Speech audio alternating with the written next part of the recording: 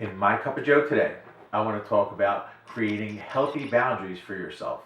Specifically, learning to stop saying yes when you really feel like saying no, and also how to handle the passive aggressive personalities in this situation. Every time that you say yes when you feel like saying no, you give your power away.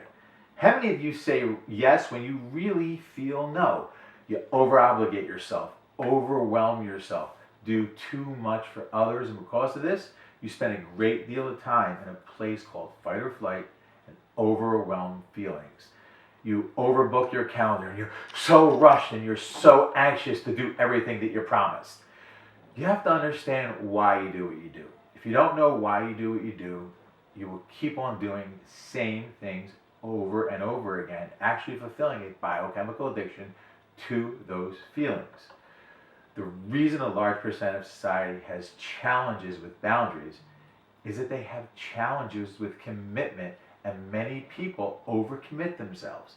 A large percent of society will have challenges setting boundaries because of past events in their lives. Let's look at some of those situations that may have occurred in your past. You were forced into adult role as a child. Maybe you have brothers and sisters that you had to take care of while your parents were at work. Or perhaps you had to get a job at a very young age and hand your money over your parents to help support the household. Maybe you had to take care of a sick parent, or perhaps you came from an addicted household where you had to assume the role of an adult. They're just a few of the situations as to why people have challenges setting boundaries for themselves. If you have feelings of less than or feelings of not good enough, this can also lead to being an addicted over-obligator as well. How many of you tend to do too much for others? You end up giving so much of yourself, so much to others, in the hopes of being recognized and appreciated. And what happens is you end up disappointed because no one recognizes or appreciated you for the things that you did.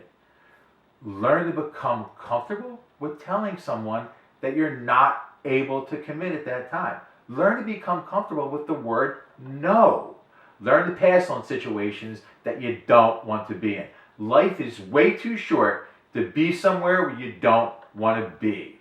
Life is way too short to be guilted into doing something that you don't want to do. This sounds like you want to have a clear understanding of why you do what you do. The only way you begin the process of change is to begin to raise your level of consciousness and become aware of the situations that no longer serve you. When you begin to take your power back and start saying no to people and situations that don't serve you, you may encounter people who are aggressive or passive aggressive and challenge you on your decision. This type of person is seeking conflict. They thrive on conflict. They actually create a neurochemical addiction to the conflict that they create. This person will attempt to position you, put you in a position to justify and explain yourself. Explain why you're doing what you're doing. Attempt to make you feel guilty for your decision of saying no to a certain situation. Don't be seduced by this personality type. Don't be seduced in the conflict. You don't have to prove them wrong. You don't have to explain to them why you created the choice that you've created. This type of person, this type of personality type lives in a lot of unresolved anger and rejection. To neutralize them is simple. Neutralize them by asking them a question or simply agreeing with them and diplomatically exiting the conversation. A favorite saying of mine is, you be right, I'll be rich. And it doesn't necessarily mean rich monetarily. It means rich in your personal emotion, rich in your peace. That is what is in my cup of Joe today.